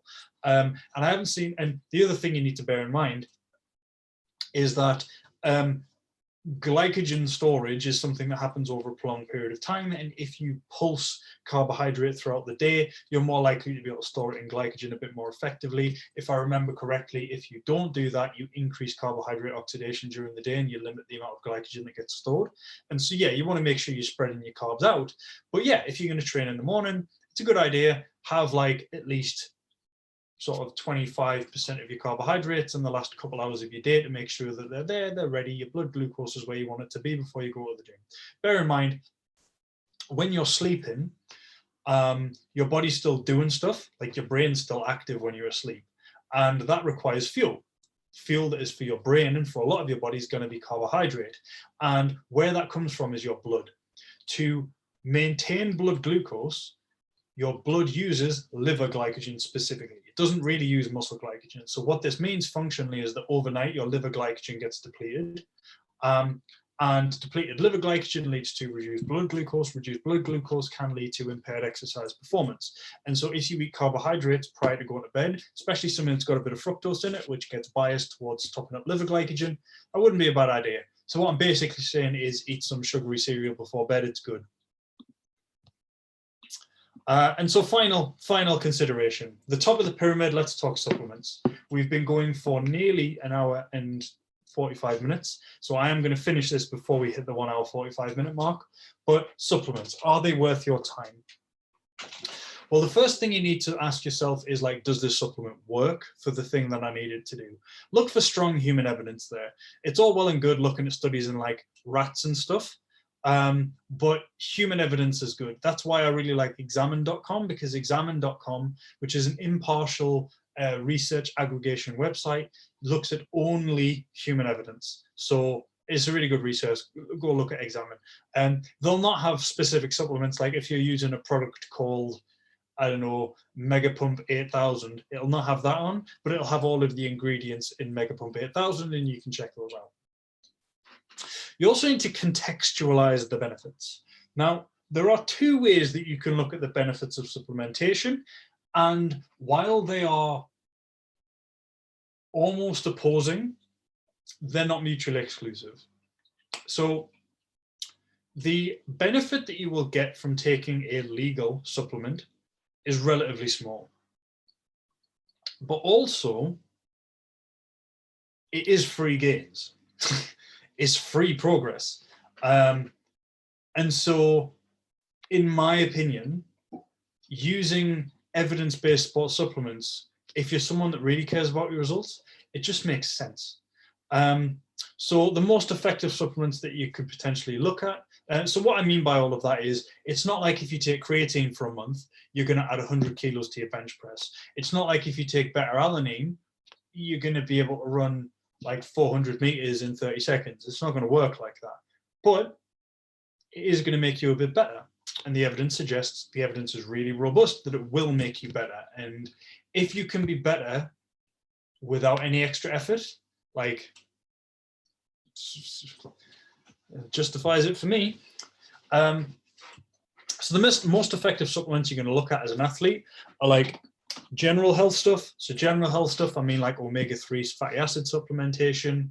I am a big proponent of a multivitamin. I think multivitamin supplementation just ensures you're hitting all the micros you need. It's not a bad thing. You might only need 1 or 2 things in there, but if you get all of them, you've got a safety net.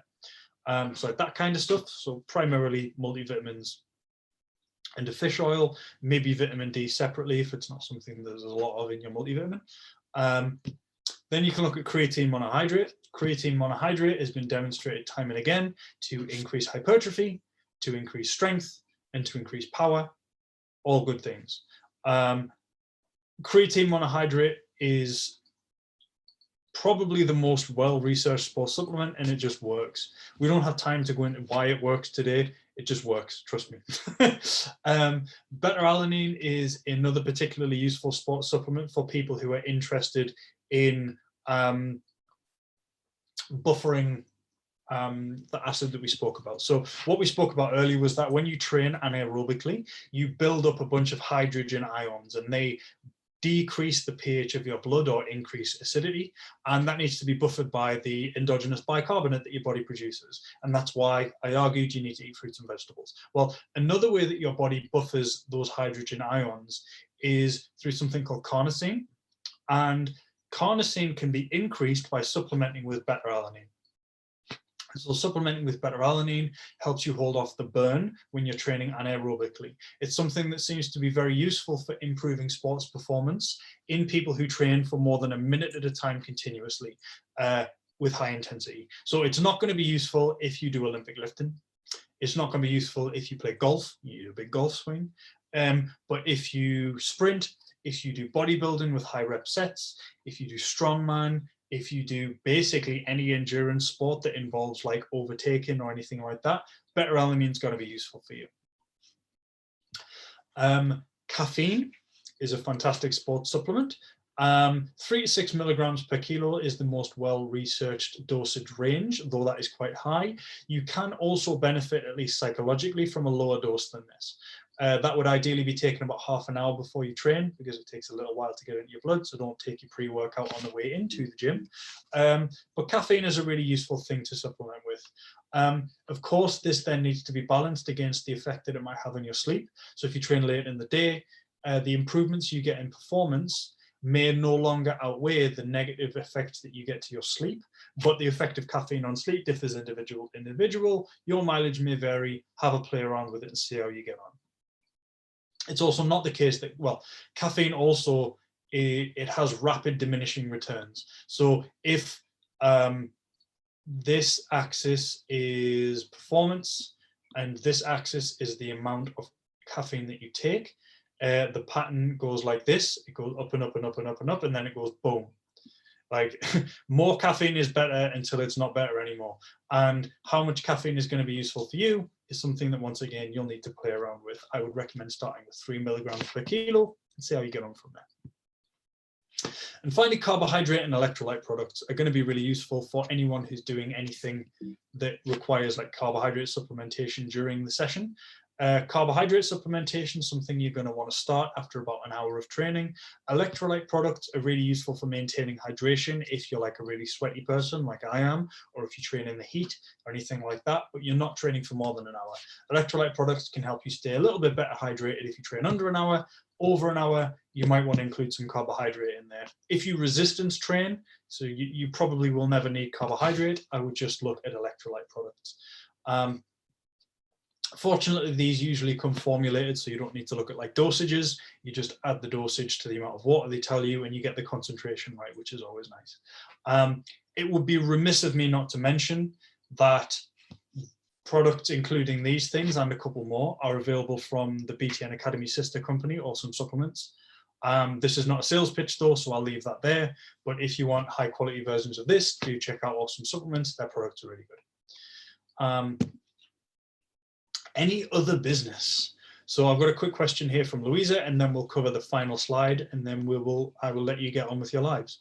So creatine's been studied to help with Parkinson's and loads of other benefits. I'm confused. Can muscle release glycogen from the body to use, or does muscle glucose get released from that muscle to use, as opposed to releasing glucose from muscle for the body to share? So there's two questions there. The creatine point is true. 95% of the creatine in your body is stored within muscles. The other 5% is in your brain. And research is finding increasingly that creatine is important. It seems to be potentially beneficial for avoiding neurodegenerative disease. And so even if creatine isn't something that is beneficial for you from a training perspective, it's probably something that's good for your overall health. And in my opinion, it's something that everyone should take. It's also completely safe for long-term use. So don't worry about like kidney function or any of that. As long as you're not an existing renal patient, and even then it's probably fine, creatine's fine. So the other question is to do with glycogen. So what I mentioned before was that carbohydrate is stored within the liver and it's stored within the muscle as glycogen. And then I mentioned that your blood glucose is maintained with liver glycogen. So that leads to the question, well, what about the muscle glycogen? And exactly as the question suggests, your body doesn't release muscle glycogen into the blood much. Muscle glycogen is used basically just for that muscle. This is why, for example, you can fill up your glycogen stores, then you can go and do like a heavy leg session and you will deplete glycogen in your legs, but not really your upper body, especially if you use like leg press and stuff that doesn't use a lot of upper body. So muscle glycogen is area specific. Liver glycogen is for the maintenance of blood glucose. So any other business? First thing that I want to say is like, enjoy your sport and remember why you do it. As I've mentioned, sports nutrition is a bit more prescriptive. There are a few more numbers, there are a few, not more rules, but more things that become quite important. And if you want to progress, you should probably take them into account. But the reason you're doing this sport is to enjoy it. And so if any of the recommendations made make your life miserable, don't do it. It's not worth it. You've only got one life and you don't want to spend that life miserable because of nutrition. Also remember, recovery is part of training. You are not special. You need days off, just like the best athletes in the world do. Stay hydrated. Thirst is a poor indicator of that because the thirst sensation doesn't kick in until you're a little bit dehydrated already, and that little bit of dehydration will be enough to decrease performance. One of the main ways that hydration improves performance is that hydration is really important for thermoregulation, which is a fancy way of saying it's really important to be able to get sweaty when you get hot. And so, yeah, as I mentioned before, don't start drinking when you're thirsty, start drinking before that and just make sure that you're sipping throughout. Adding electrolytes to your water can be really important for that. If you drink a lot of water when you're training and you sweat out all of your electrolytes, this can lead to something called hyponatremia, which is a reduction in the sodium concentration in your blood, which is like really bad. Most of the time, the worst thing you'll get from hyponatremia is like a bit of a headache, but it can also kill you. And so drinking a lot of water when you're really sweaty, make sure you get at least some salt in there, please. Sleep well. Sleep's important for training. Alcohol may impair recovery if you drink a lot, though about 2 to 3 beers doesn't seem to. But alcohol definitely impairs performance, so don't train drunk. Fix small injuries while they're still small injuries. And food is, at least in part, fuel. There are no prizes for underfueled athletes. And so don't ever find yourself thinking, yeah, they said you need this much energy to be healthy, but I'm performing well and I'm only having this much energy. Don't think like that. Fuel yourself. It's not worth it. And there we go. Thank you very much for tuning in, everyone. This one did end up being like way longer than I thought it was going to be. So I appreciate you guys hanging in there. I've really enjoyed this. I hope you have as well. Yeah, and as Jonathan says, don't smoke. It's very good advice. So yeah, I hope this has been good. Do we have any more questions? If you do, please throw them at me. If you're watching this recorded and you've got any questions, do feel free to just like ping them over on email. I'll answer them as soon as I can. Please do give me a couple of days to get back to you though. As you can imagine, I have a very busy inbox. So do we have any questions? Gillian says, thank you for an awesome presentation, Tom. You're very welcome. Before we go, could you possibly recommend any good resources geared towards nutrition for beginner long endurance distance runners specifically? Haven't done any serious endurance training in my life till now, so really struggling to get the balance right. Honestly, what I've said here is ample. The stuff that I've said here, which is make sure your calories are right, bias your diet quite heavily towards carbohydrate, focus all of that around whole foods, and then during long distance running, consume about 30 to 60 grams of carbs per hour in a 6 to 8% solution. I'll send the slides so you have the numbers, don't be like furiously scribbling them down. That'll get you like 99% of the way there. Throw in some beta-alanine supplementation, a little bit of caffeine before you train. One of the things that caffeine can do for athletes is it's an analgesic, so you don't experience pain so much, so it reduces rate of perceived exertion. So you can run harder and it doesn't feel like you're running as hard, which is nice.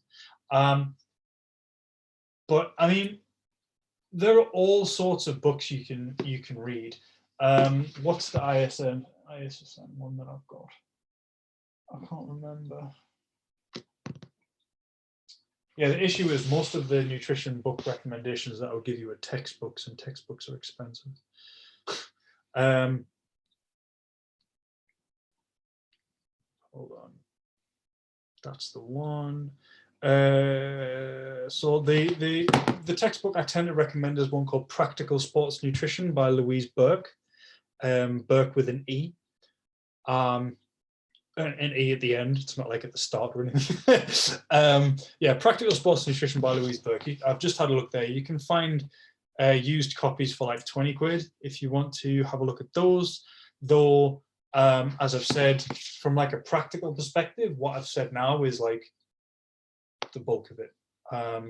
Though there are some like nuances with like fluctuating your calorie intake on training days as you get a little further into it. So you might want to check that out. And of course, the other side of it is, this is what we teach. So if you like the kind of presentation I've done today, if this is something that you feel like you'd like to know more about, if nutrition is something that you find really interesting, consider looking at the BTN Practical Academy or the BTN Foundation Academy. The presentations are like kind of this format, slides, and a presenter like running through things and talking around stuff. I like to think that the way that we present information is engaging. I like to think that we make it not like dry and dull and like torturous to sit through. I mean, you guys who are still watching this, you've been here for over an hour and a half, nearly 2 hours, Jesus Christ. And you're still here. So yeah, if you're interested in it, we run a foundation academy, which is a great like introduction to the fundamentals of nutrition. And we also run a practical academy, which is a regulated level 4 nutrition coaching qualification. So you can check both of those out at btn.academy. If you're interested in learning more about it, it could be something that you might want to check out. Melissa said, this was excellent. Cheers. You're very welcome. Thank you very much for tuning in. The reply go out to email, of course. It'll go out tomorrow. Give me till about lunchtime and I'll get it sent out. In fact, no, give me till tomorrow evening to send it out. It will be sent out tomorrow, but if you haven't got it by like 2 in the afternoon, don't worry, it's still being sent out. If you haven't got it on Friday, give me a shout. Lots of thanks. Thank you very much for the thanks. I really appreciate it. Really do. I'd like to use the calculations to assess the risk of stress fractures in runners. Any advice? I'm not familiar with the data on stress fractures in runners, so I'm afraid I can't really comment. Though I would say that if they're not achieving energy availability sufficiency, which is like 45 calories per kilo of lean body mass, that is probably going to be putting them at excess risk. A fatigued runner is going to be heel striking a lot harder. Heel striking a lot harder is going to be something that's going to predispose you to stress fractures. So yeah, making sure they're fully fueled is going to be the first thing. What was the supplement for reducing pain for endurance running? Caffeine. Simple as that. You show how much you love it hearing your voice. Thank you. I hope so. I think this stuff's fascinating. I really do. I also think it can make like a really big difference to stuff that really matters to people, both on like the health side when we're looking at what I refer to as normal nutrition, and also just like the performance thing. Like if you're going to go out and spend like 5, 7, 10 hours a week, like busting your ass training, you might as well fuel it properly.